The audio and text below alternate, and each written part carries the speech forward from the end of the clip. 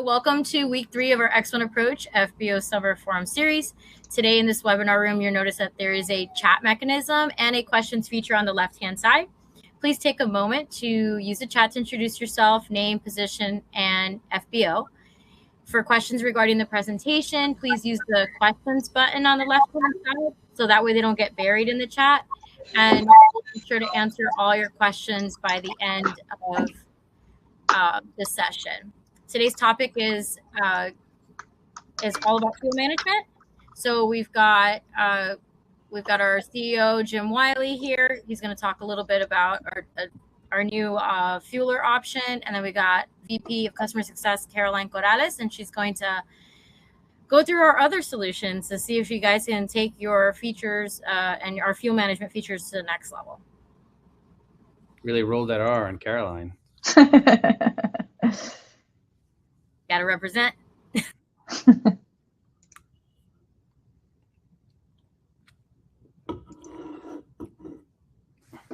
I guess I'll get started real quick with just an introduction for some of the people who have not heard or seen the bright, shiny thing right behind me.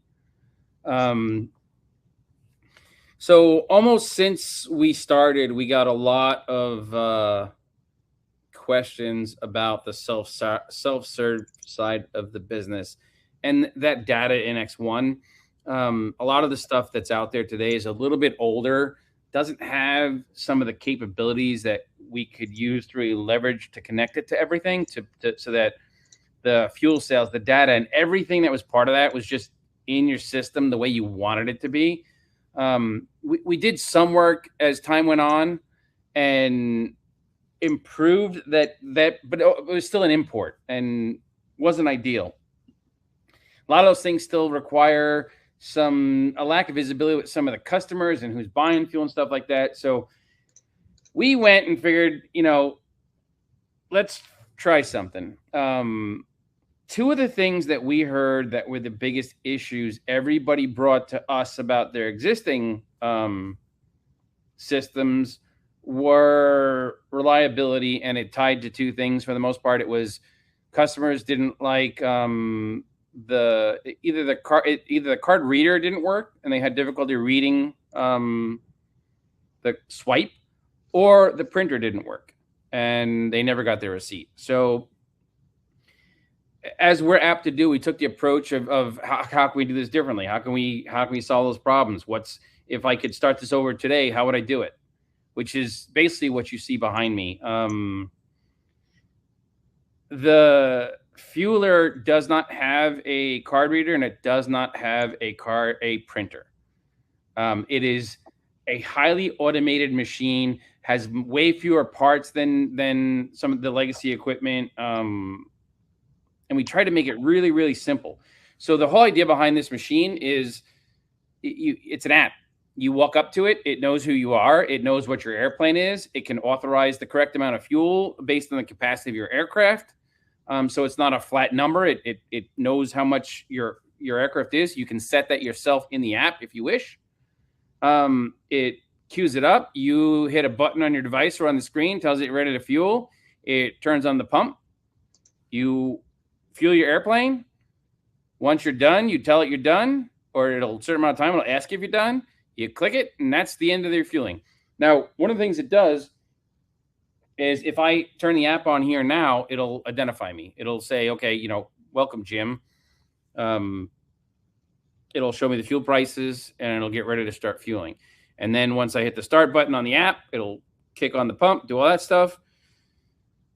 And then you get then the FBO knows exactly who fueled what, where. One of the other approaches we took to these things is they're part of a network. They are not a standalone unit that just exists in your universe. They all know each other exists. That information can be published outside. So think of Oshkosh, right? Right today, where Oshkosh is going on right now. You can publish that to apps like ForeFlight and advertise pricing specific to Oshkosh for aircraft. You want them to stop on the way to Oshkosh?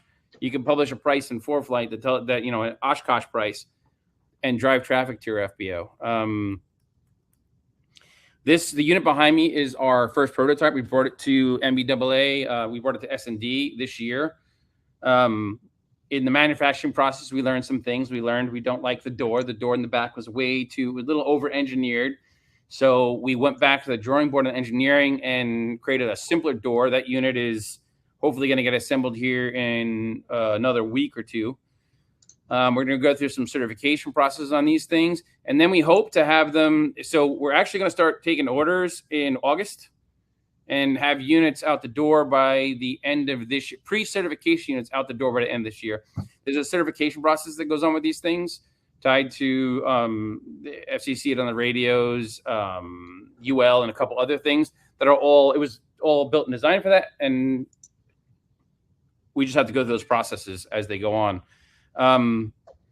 You also notice the gigantic screen on the thing. That was probably our secret sauce here. Is that's another feedback. Screen readability, screen issues was another thing we heard about. Not quite as much as the customer frustrations. One of the things this thing also does is it can make money for you. That screen is that size for a reason. You'll see it rolls through a couple of different. I know it's kind of hard to see because it's bright, so it kind of glares out the screen here. But it has advertising on it, so the thing generates revenue for the FBO while it's sitting there and running. The screen is timed. It turns off when people are not near it. It has sensors. It can see people. It can see airplanes. It knows when to be on, knows when to be off, knows when people are looking at it, so you can maximize that return on the advertising revenue. Lots of cool little things like that. If anybody wants, that's kind of the spiel on the fueler side. Anybody have any questions about the thing? I want to just add to what you said there, Jim. It's like the reason it knows who you are is because they're going to have an app on their phone, which they'll have their user information on. And then so when you walk up to it, it'll already recognize who you are. Much like when you go to restaurants and they have your profile either by your phone number or by any app login that you've used. We had it for anyone that went to S&D. We had it, and maybe you got to play with it. But yeah, if you have a self-serve or you're interested in getting a self-serve, this feature is really cool because you really don't have to deal with the old, outdated point of sale systems that some of these self-serve units have. Everything is going to be digital, and it's going to be right in X1. So it's going to have the same inventory out there that you do in X1. That's what the app looks like. Just from what a pilot sees once the recognize them. If you can't see the screen back there, but it says welcome Jim and has my tail number and all that stuff on there. So that's kind of how that works. And then when I click begin fueling, we go from there, and that's how your pilots interact with it. And you'll be able to. It's again sensors. We're able to monitor it remotely. Usually able to fix it remotely. All kinds of cool stuff like that. And we'll drop a link in the chat too on these as well. Michael Saldana is asking, how does it hold up in the heat? Like, how does it hold up in the temperatures? So it is designed for temperature. Is it designed to operate in? Oh man, I'm gonna screw up the numbers here, but like negative 30 to 141 degrees is what its design parameters are. Now, because we simplified the thing as much as we did, that cabinet is actually pretty empty. We have the ability to install both heaters and air conditioners in the cabinet if we need to for any specific FBOs. So I know you're out there in the almost in the desert, a little warm by you. If it did operate outside its design parameters, we can install additional equipment that either cools or heats the thing if we need to.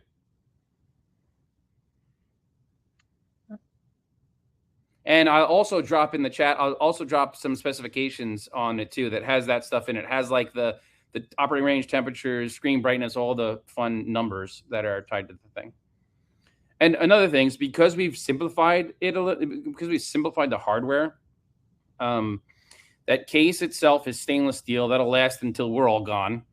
The screen should last about 30,000 hours out in the weather.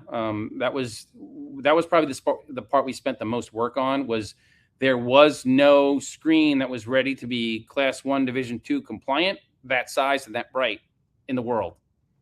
So we went through a lot of, I learned a lot about manufacturing over the course of the past year to get a screen that would work for this unit. So any more questions on that? I'll drop those 2 links in the chat too. So the specifications, and if anybody wants any more information, they can grab them from there.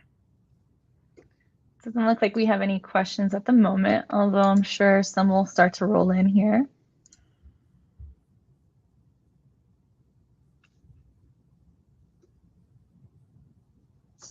Are you going to start on yours, and I'll jump in with the Cloud Connect stuff as you need, Caroline? Okay, yes.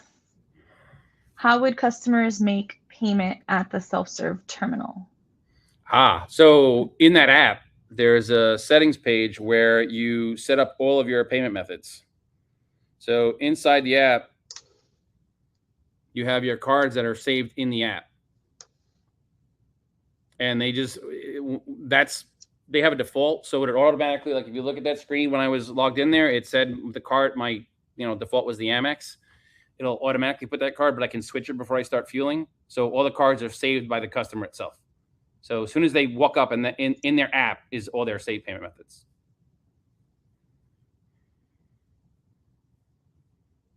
Okay.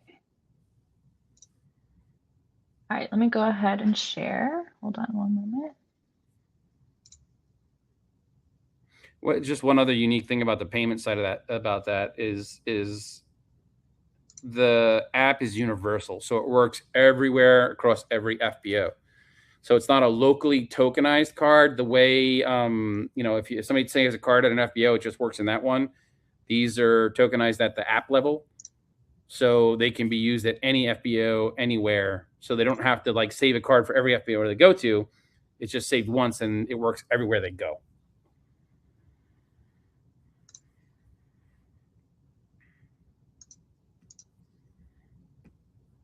Okay, good. Can everyone see my screen here? Okay, perfect. So right now I'm showing the new version of our SinglePoint 3.5 that we'll be coming out within the next month or so. A lot of what SinglePoint 3.5 has, you already have. We're just enhancing it and adding features that have been requested. Part of today's call, since we have a small amount of people, I wanted to show this because we did spend a lot of work, and it does have to do with your fuel inventory. So I'll go over some of the new features real quick before we get into deep fuel management. But for starts, you can see already that the new SinglePoint app, it looks a lot neater, tighter.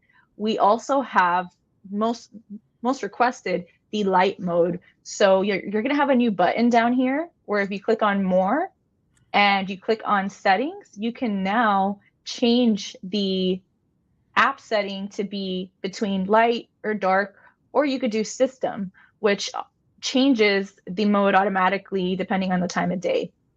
Another huge feature that a lot of customers have been requesting from us that we were finally able to add is the ability to send in-app notifications. So if you're in SinglePoint and a CSR adds a new fueling or someone updates a new fueling, you're going to get that in-app notification, and you could toggle on and off which features you want to notify you, as well as play a sound when you get a new feature.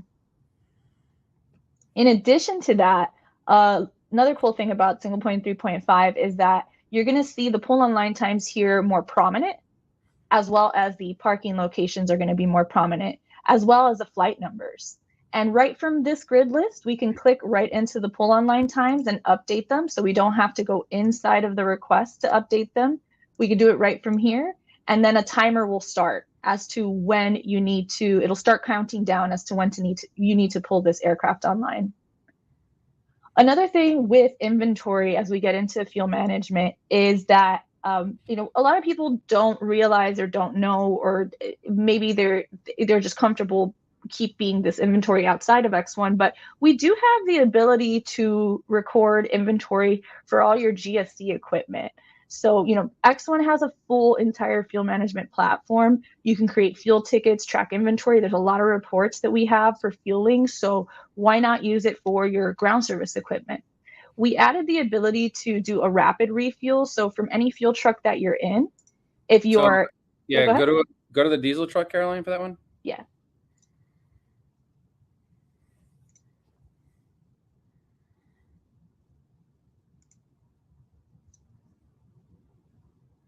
So when you go to add a new fueling from any of the equipment that you've specified is your GSE equipment, you'll see an equipment list, and you can use a QR code or a barcode or an NFC or an IFD reader to quickly scan the equipment that you're in and that you're going to be fueling.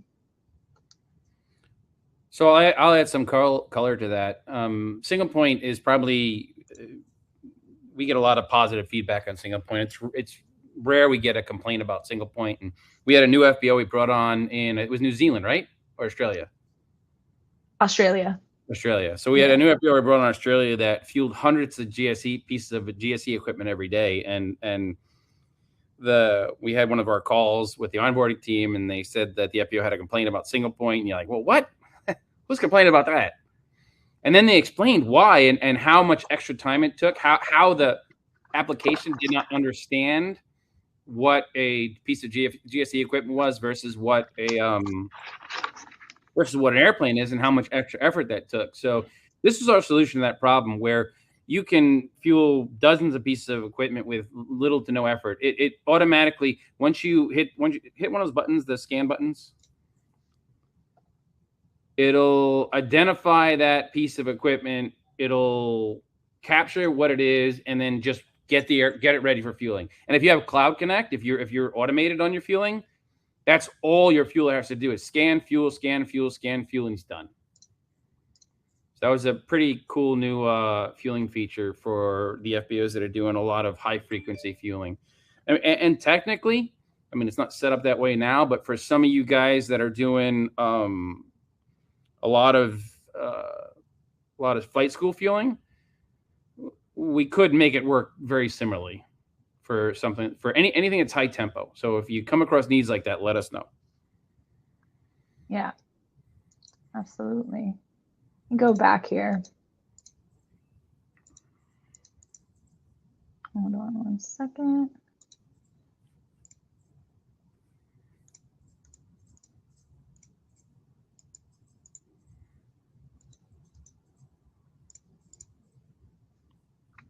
Give me a second to pull it back up.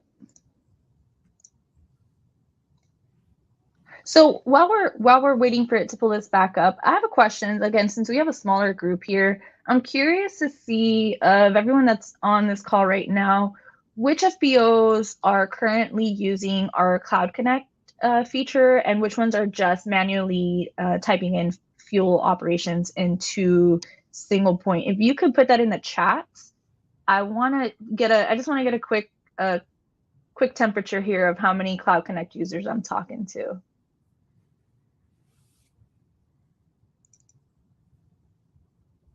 Okay, Andrew is manually putting them in for now. Got to fix that, Andrew.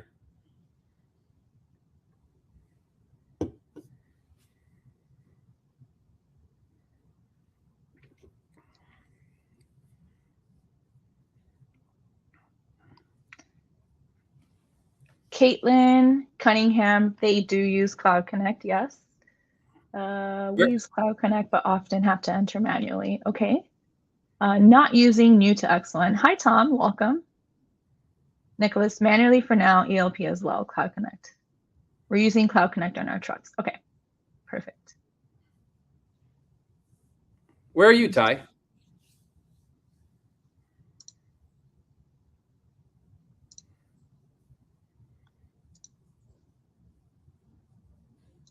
Amarillo, Texas. Yeah, I want to learn more about the manual side, see what we got going on there, see what we could do for you. Mm-hmm. Can you see my screen again? Yep. Okay, perfect. So the reason why I asked this is because, Cloud Connect is something that we built, something that our team, that Jim built. This was hardware that we have built, and we have gone through versions to perfect. The latest version of our Cloud Connect, I will say, is pretty accurate. Our support volume in terms of Cloud Connect has completely reduced to very minimal with the new Cloud Connect devices. So for those of you who are on this call who did have an experience with Cloud Connect, maybe a year ago or so, and it wasn't a great experience for whatever the case is, I would like to offer an extension to see if we could revisit that. We'll send you a Cloud Connect one for free. We'll work with your team to just put it on a truck to see if we can get it working. Because I really want you guys to see the system's value for what it's worth. Now, SinglePoint itself has so much value and impact, even just using it manually, right? So for those of you putting in the fuel operations manually, you still have the ability to enter the lab services, see the schedule, see the tracking information. It's a very powerful tool. So SinglePoint device in and with itself has a lot of benefits. Obviously, adding Cloud Connect, then now you have the automation. And the whole point of what we're trying to do and trying to accomplish, and the vision here is that we want to try and take as much risk out of the FBO's hand as we possibly can. Because you guys are responsible for a lot. Our FBO teams are liable for so much, between fueling, towing the airplanes, even parking private vehicles and bringing it up ramp side. There's so much that the FBO team is responsible for and liable for. So whatever we can do in X1 to make it more of the pilot's responsibility to double check their work, to get the accurate meters directly from the truck, that's what our goal is. That's what we want to accomplish. For those that aren't using Cloud Connect, inside of X1, when you click on a fuel truck or you're in a fueling, you'll be able to see the cloud icon. And the idea is that when you select a fuel, you're going to be able to see all the information, edit all the information if you need to, change the fuel order.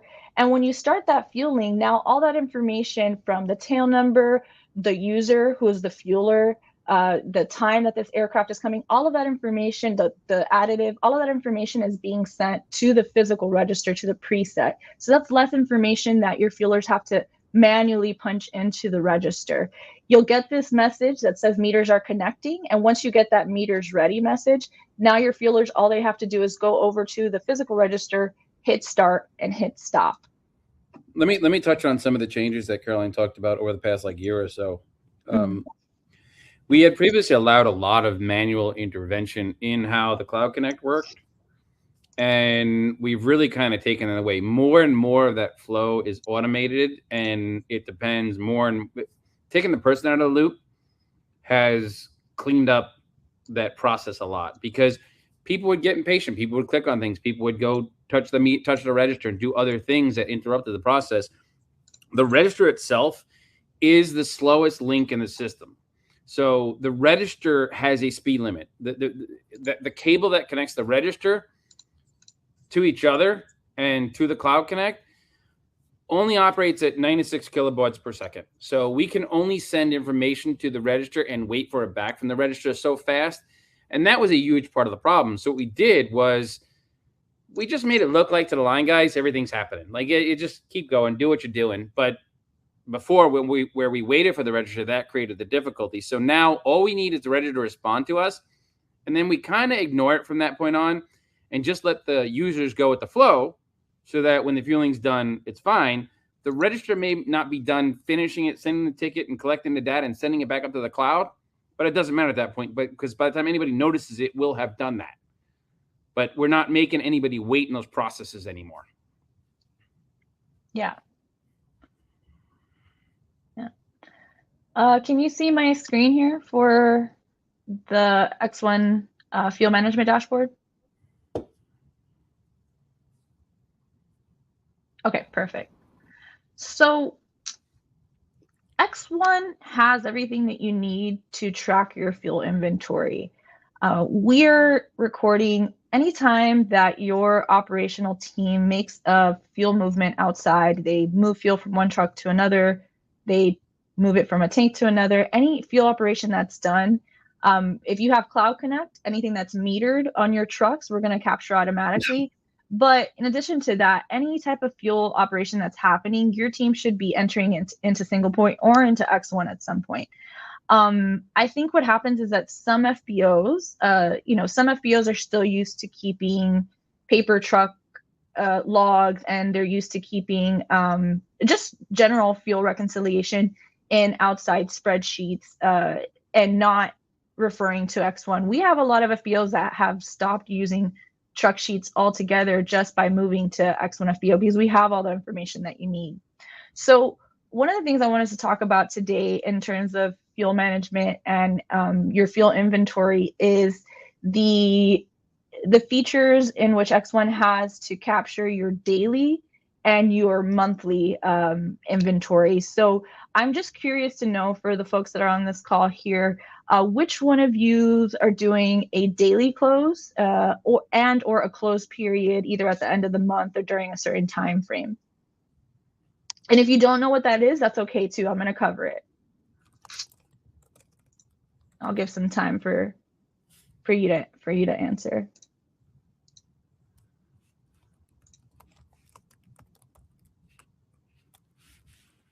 Okay, Patty says she's doing both the daily close and close period.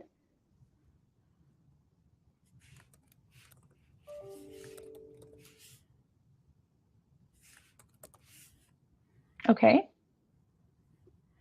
Andrew, you're not doing either, but you have used close period in the past. Okay. Nicholas, daily close and close periods. Perfect.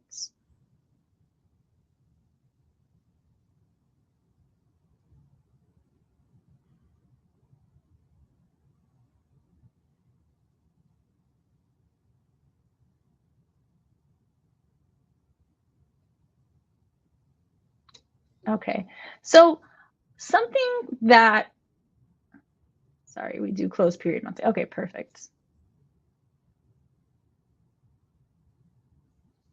Something that FBOs don't realize sometimes, and this is where the training part of the session comes in, is they're not sure how X1 got to a certain number. If you are familiar with doing the daily closes or doing the close periods, there might be some end of day reports, best practices that you're having your teams do.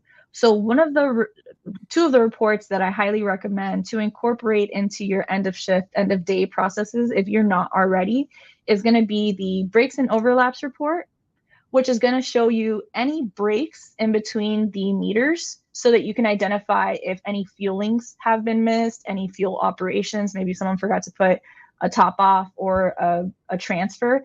And I'm sure for most of the team on this call, the breaks and overlaps is a report that you're probably running pretty oftenly, if not multiple times a day. So here you can see if there's any breaks between the meters, since the meters are sequential, and that should prompt your team at that time before you do a daily close to investigate. Why are we showing a break of 1,000 gallons? Let's see what we missed. So running the breaks and overlaps is a good report, but the one report that I see that can be used more, and the one report that I think just shows everything, is going to be the inventory operation log. So sometimes because I'm on the support side, sometimes we get questions like, hey, I tried to do a close in the past, or I tried to do a daily close in the past for yesterday at 8 p.m. and I don't know why X1 is telling me that I have this much gallons on this truck. The system keeps a running inventory. So every time that you do a fuel operation, we have a running inventory. And the beauty about this report is that you can see that running inventory. So when your team members reach out to support and they're like, hey, I don't know how truck 7 got to this balance yesterday, this is a report that we use. This is quite literally what we do. We don't go into the back end or ask our coders to pull anything. We come here, we select your tanker truck, we run it back the dates, and we just go one by one and see how exactly did X1 get to that balance. And we should be able to see all the operations, including operations that may not have metered movements. So if you move a truck to another location, if you do an equipment transfer, if you do a recirculation, this is the report that's going to show you everything. So if there's anything you take from this session, for those of you folks that aren't running these reports or aren't doing the daily close or the close period yet, I highly recommend to incorporate this report, the inventory operation log, into your day-to-day practices, and just have your team check it. Make sure that everything that's on these reports is what you are expecting to see, because that's how we're tracking our inventory. That's how we're getting to the balances that X1 is getting to.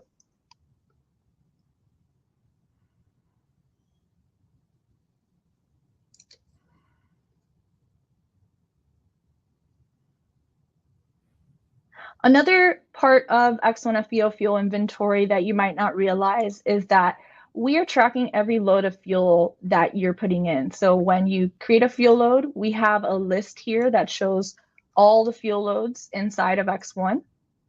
And each fuel load that you enter, we assign a lot number to it. And so with the lots, what we're doing is we're keeping track of when that fuel stays available and when it gets completely depleted. So for those of you on this call who deal with airline inventory or company inventory, you might be aware of this part already. But for those of you who aren't aware, you can see every fuel load that you've received in this FBO inventory section. So if I go to fuel management, fuel inventory, fuel loads, and I go to fuel inventory, I can see all the fuel loads that are still available, making up the fuel that my system thinks is available. And I can go into each fuel load, hit my info button, and I can see the fuel tickets that are depleting from here. So if I were to go into any of these, let's see this one, for example, I can see the fuel tickets that are depleting from here. I can see when a new fuel load has been entered. I can see basically my arrival balance, how it went down to a 0. And that could be helpful, right? That could be helpful from not just a fuel management perspective, but from an accounting perspective too, when we're looking at things like cost and what got sent over to your accounting system.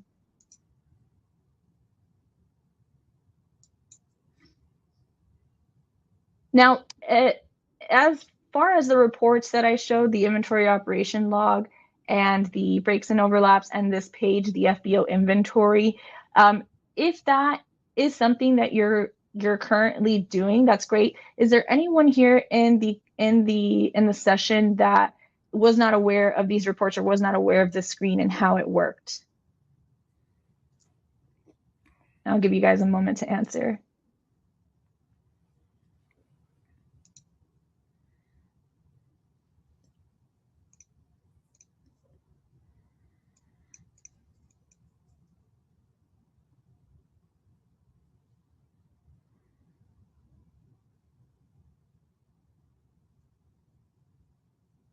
Okay, we use these regularly. Good.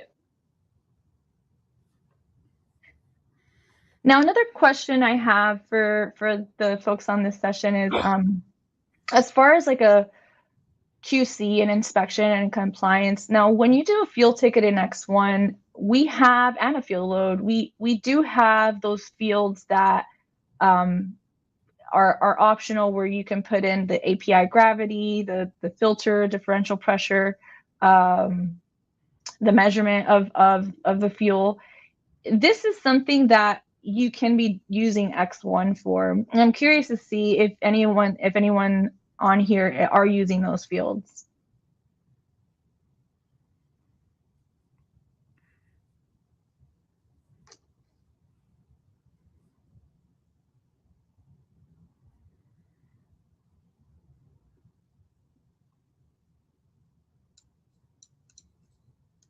Okay.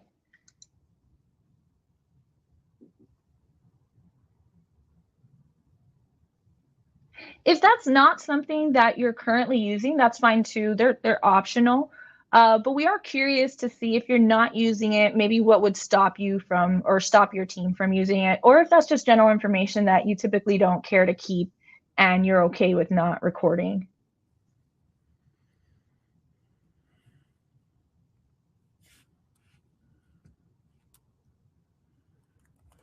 Okay. Andrew says that they use those fields, but they rely on another software for QC.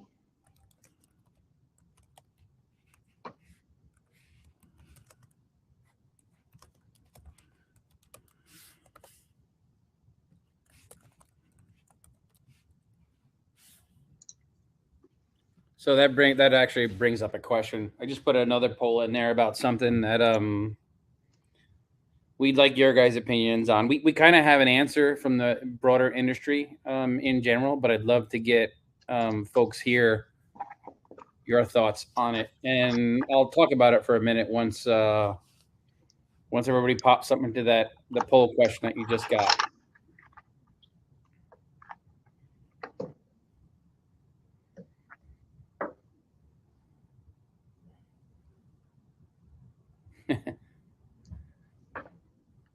That was kind of our expectation. So this is another one of those things that we've just been asked about a lot over the course of the past couple of years.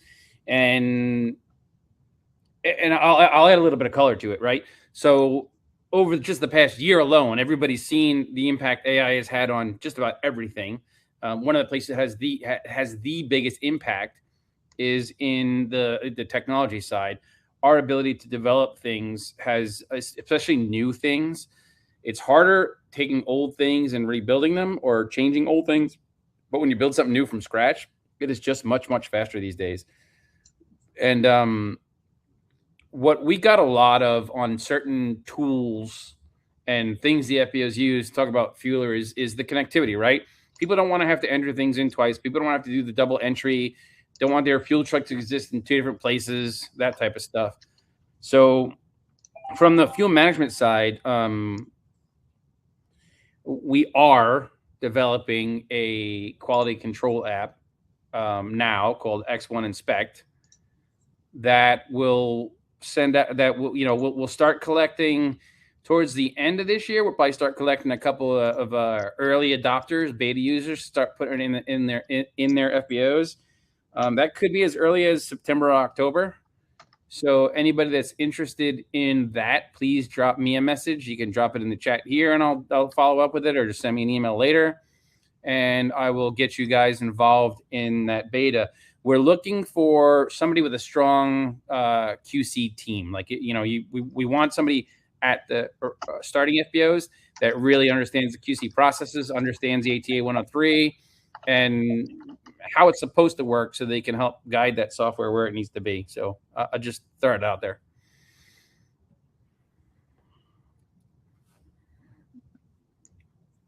That'd be great. So what I have pulled up on the screen is the daily close, and specifically for those either using the daily close, or you're not using the daily close yet, or you attempted to use it and maybe your team went astray from it for some reason. I wanted to just touch back on, the purpose of the daily close. And unlike the name entails, it doesn't have to be done daily, but just frequently enough where it becomes useful to your operation.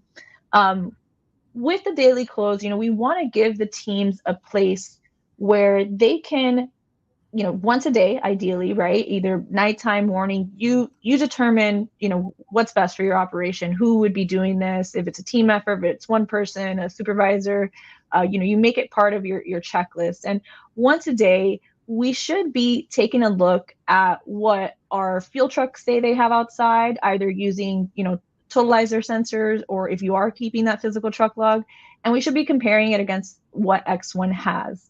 And if we're doing this on a frequent basis, on a day-to-day or a couple times a week, when we get to that end of month and we go to book a gain or a loss of fuel, it shouldn't be a surprise to us why there is a huge variance. We should be able to track this information. If you're keeping this information outside of X1, if you're keeping an Excel spreadsheet for inventory outside of X1, and the only reason you're keeping it outside of X1 is because you didn't realize that X1 had the capability to do this, I encourage you guys to start using the daily close if you're not already. As you're putting this information in, you're going to be checking it against what the system thinks you have, and the system is immediately going to tell you if there's a variance or not. And the idea is that if you keep a log of the daily close every day throughout the month, right, you should be able to see, okay, we started the month with clean numbers, the numbers that we had inside of X1 matched what we had outside, but we can see that once we got to the 5th or the 6th of the month, all of a sudden our variances jumped from what was like 1 or 2 gallons a day on this truck to now this truck has 300-gallon variance. Why could that be? If we're not keeping this information in X1, it's going to be harder to access. the variances, a lot of people talk about variances, you know, what's an acceptable variance in X1? What should we be looking at? And the truth is, as you guys know, because you're FBO people, is that variance is going to happen in FBOs. It's normal to have a variance. You're going to have your temperature corrected variances moving throughout the day. You're going to be a couple gallons over, a couple gallons short, and that's just going to keep moving throughout the day, throughout the month. Most FBOs aren't wanting to make an adjustment for that 3-5 gallon variance every day. So that's the point of these daily closes, is just a way so we can see, okay, that truck had a variance of a couple gallons on the first day of the month, then it went down a couple gallons, and it's going to keep an accumulative carrying over variance until you get to that end of the month. Once you get to that end of the month, that's when your team should be doing an actual physical by either sticking their trucks or tanks, or using, if you have one of those volume sensors that can read the volume of fuel you have. At that point, when you do that at the end of the month, that's when you'll go into that close period section and create a close period. The close period is a way for you to true up your numbers and start that next month fresh, so that you can start, you have a clean line in the sand to start the next month with your true numbers. Does this make sense for the folks that are on this call? And I've recently been having some more fuel management trainings with some of the FBOs. Caitlin Cunningham is one of them. She's on the call too, and we're going through this exercise right now. So anyone on this call, if you feel like maybe the inventory is off in X1, or you can't understand why when your team keeps truck sheets outside of X1, they're getting to a different running balance than X1 is, I urge you to take a look at that. You know, you guys are paying for X1 on a monthly basis, and we have all the capability to keep track of the inventory in X1. So there's a reason why, and what we've come to find out is that really a lot of people they just not realize that we have this information in X1, or they may be doing a top off a little bit differently on their truck sheets than they are in X1. And if that's the case and we find out, then that's an easy fix. So if there's any reason why you guys feel like maybe you still need to keep doing your fuel inventory outside of X1, this was a session to try and understand maybe why that is. And if you're not too sure yourself, then I would say reach out to us here in support. You know, we're working with a lot of FBOs. I wouldn't say a lot, because a lot of FBOs are using the fuel management in X1, but we do tend to work with at least 1 or 2 FBOs a month to try and get them squared up on their inventory and try and move them into a place where they are using the daily closes in a frequent places, they're doing the close periods on a monthly basis, and they're running the reports that they need to be running in X1, specifically the inventory operation log that I had mentioned, as well as all the other reports that we have here. You know, we have inventory by ownership, where you can see who owns what fuel, all the ins and the outs. And so that's a question I have for you folks here is, you know, if you're not doing this on a daily basis, is there a reason why you might not be doing it? And are you interested in maybe having a call with one of our team members to get you guys back on track in the fuel management side of things in X1?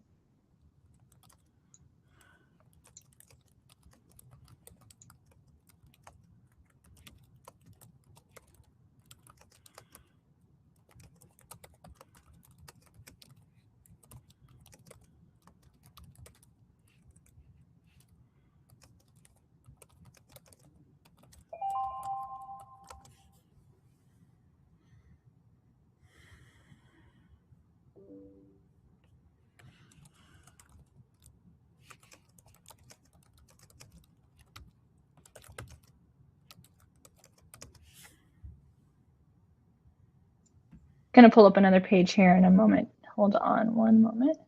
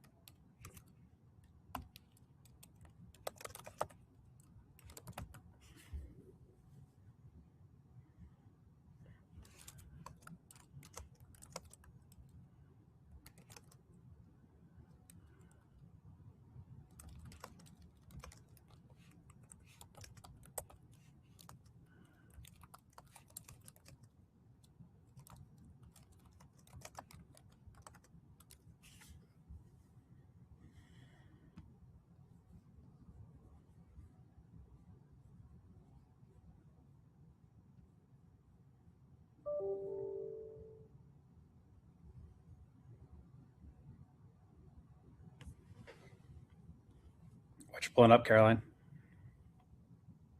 Oh, you're muted.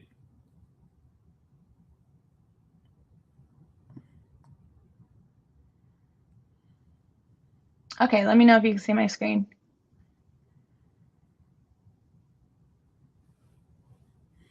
Yeah. I'm pulling up the pending Cloud Connect screen and the linked Cloud Connect screen. So for those FBOs that are using Cloud Connect, you can see every fuel operation that your truck is doing. Even if someone didn't put it into SinglePoint and didn't complete it from SinglePoint, you can see all that information.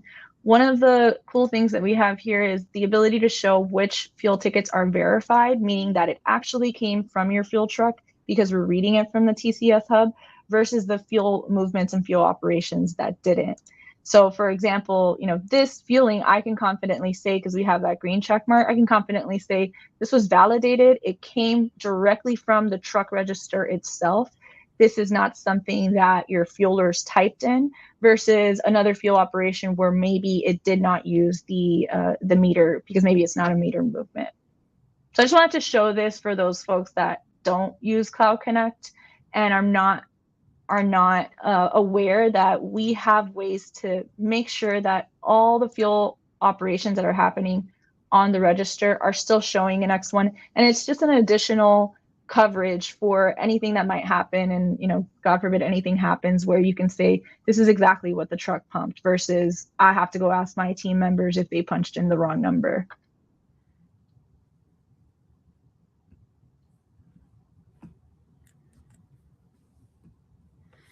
And that Cloud Connect has a pretty robust back end of a bunch of stuff that you guys don't even see. You don't have access to the IoT back end, do you? I do. Pull it up. Yeah. Just show it. I mean, there's a lot of information there. And then what I'd like, if you can pop that up real quick, and then go back to 3.5 and the user activity too, and how that's starting to feed that now. Just IoT. I can say, there you go. Yep. I got it. So behind this, every dot you see there is a fueling that's occurred across the network of Cloud Connects in the past hour. That's just an hour's worth of fuelings. The height of the dots tells us, so if you're having signal issues or you're having problems with connectivity or something, we could just look here and see. We want everything to kind of be on that line where you see the vast majority of those fuelings. When you, in that front one, when you see that low line by the 10, that's telling us that the signal when we captured that fueling was weak. And on a one-off case, that's fine. When the color represents the FBO. So if we see the same color in that range a lot, or the same truck in that range a lot, we know there's a connectivity issue there. It could be somebody damaged the antenna. It could be a bad spot at the FBO. It could be, and we can see those things. If we click on one of those, click on one of the low ones there, Caroline, and it should open up the truck for you. So see that, right? That's horrible. We hate to see that. Those lines should be pretty stable and flat across there. And what that is, that's the Cloud Connect talking. That's the communication going back and forth. So we know this particular unit has a problem. And just by looking at that, with the experience we have today, I'm almost willing to bet you right now that that's a damaged antenna on that unit. And if we replaced it, it would smooth out quite a bit just by looking at it. So we have all the information now available to us to help with that back end. And each ticket has tons of other data behind each ticket. So now we're starting to get a little fancy with that too. And we're starting to see that's how it's supposed to look. So if you compare that to the other one, we know the other one has a problem the second we look at it. And then when you click on an individual fueling, even whether the fueler itself, your line guy, followed the steps and hit the buttons in the correct orders, we can tell that too. Which is really the biggest problem. Connectivity is a problem, but it's not the biggest. The biggest problem we have is users breaking the flow. And again, it's kind of something we're enforcing because the meters themselves are not super fast. So we're trying to make stuff happen to the user while we're waiting for the meter to do what it needs to do. You have BlueStacks up still, Caroline? Yeah. So now with all this data and all the data from the fueling, from the SinglePoint, we're starting to collect that and show it back to you guys. And there's analytics here. I mean, this is the fun stuff, but you can really start to get to the point where think about remote fuelings on remote ramps, how long it really takes for each truck to get there. How long am I taking for the fuelings? There's a ton of information. Click on the profile. Up top. So we're tracking now, like what your techs are doing. Like, you know, how many services they've done, how many orders, how many lab, which truck they use the most. We can tell them how far they walked, how far they've driven. So there's a lot more data now we're starting to collect behind the scenes as everybody's using the hardware itself component of this, the hardware component of the fuel, hardware component of the services offerings. So that's just another cool little thing we added. Yeah, and I get the sense that some of the folks on this call are keeping track of fuel management inventory in X1. But as we continue to keep adding features like this, where we're tracking, you know, how many fuelings a fueler's doing, what truck they're using, how long it took them to do a fuel, you know, you're going to start to get even more information, even more data. Something else I didn't show earlier when we were talking about the tow is that when we're doing, you know, in addition to the fueling, when we go to do a new tow movement, we're going to be tracking a lot of information about that tow. So even though I know this call is about fuel management, but making sure that your teams are using SinglePoint for every fuel operation that they're doing, every movement that they're doing, everything that they're completing outside is going to start to have a lot more benefits, because we're going to start to have a lot more information that you're going to have access to. So from a wing walker perspective, you can quickly use wing walkers. So you can say, I'm doing a tow, I'm moving this aircraft from one location to another. These are the wing walkers I'm using, because it's grabbing the wing walkers, the users that are already in the system. And even if you use someone that's a non-wing walker and you just, you know, grab someone down who's on the ramp, you can type in their name, and you can type in their name and say that they helped you do a wing walk. So if you think about that from a compliance perspective, you know, from an insurance perspective, how useful this would be in the case of, again, you know, forbid anything happened to an aircraft, you have this information. When you go to start the tow as well, we're also going to be tracking, you know, how long it takes to move that aircraft from that one location to another. There's a few other things on the fueling side I'll touch on real quick, and then we'll just ask a few questions before we turn it off. Mm-hmm. So there's improvements in the new app on the ability to add additional fuelers. That was a big thing for a long time. Like, you know, who else, if you're doing overwing and you have two fuelers, you want to keep track of them both. That's been improved. The ability, you can now sort fuelings better. So one of the requests we got on the fueling side was to be able to, I just want to go fuel the airlines. I just want to go fuel the flight schools. There are now filters that will allow us to filter that by a customer description. These customers don't have a description set up, so it's not showing, but you'll be able to fuel by a specific location. I'm headed to that, you know, you're headed to the North 40. Let me make sure I get everything on the North 40 that needs to get fueled, and you can fuel it. Same thing for if you're just fueling a specific type, so your list is cleaner. For example, you're the flight school guy today. You can keep everything else out of your list, so your pending fueling list is just going to show you what you need to do.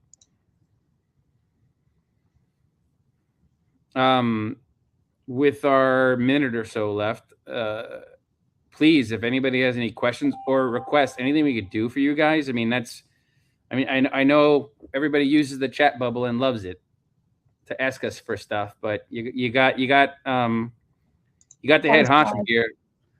Now's the time to ask for what you want.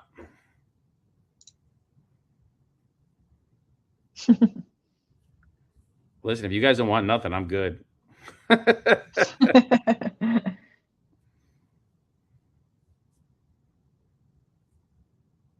course, Mr. Hill. I'm going to call you and start nagging you, get on the Cloud Connects now. Thank you, Ty. Thanks for joining. All right, folks. Any in-person training or events in the near future? Yeah, somebody's looking for a conference. Yeah, a user conference. Mm-hmm. So we're tentatively looking at next June for a user conference right now, Patty. We're kind of getting we're getting things under control. The reason we hadn't had them in the past 2 years is just because our team is not huge, and it takes so much time and effort for us to put those together. The team has grown a little bit. Obviously, you see some new faces, new names. We're continuing to expand the number of FBOs we have. So yes, we're gonna start looking at a user conference sometime in the not too distant future. We miss you too. And for Ty, if you're still on, you'll see in the chat here. I think you said you're new to X1, but we do keep kind of pretty close relationships, or try to have close relationships, personal relationships with our customers, not for any other reason, just that we're all in this together, and we've all worked on the FBO side. So the reason why X1 has been as successful as it has, I believe, is because of, we do listen to our customers. I mean, we're willing to put ourselves on these sessions and just ask you guys questions, what you think of us, and we're willing to take these kinds of risks because we want to make the product something that works for everyone and that we're proud to showcase. And we are hosting all the NATA events too, guys. So stay subscribed to NATA. Our next event, FBO event, is going to be in December. So that reminds me, which I kind of screwed up. There's also an AI event coming up here in September at Embry-Riddle with NATA that we're participating in. If you can send out that link with everything too, Monica. That's a whole other thing. Like from a fuel management perspective, and AI, and like the reports that Caroline showed you, the operations log, taking the operations log and plugging it into an AI to analyze for you. If you're not doing it, you should be. But that's a whole other story, whole other session. And you guys should come to that one in September at Riddle. All right. Did I miss anything, Monica? Is there anything else that you wanted me to show for this one? No. Okay.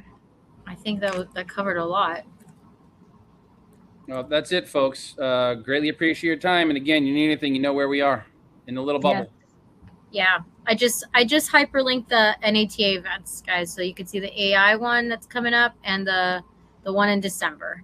And then please join us next week as we go into the airport property management topics. So we're going to go over our new X1 property module with the APN integration. So APN and BA Group are going to be joining us next week. Thanks, guys. Thank you all.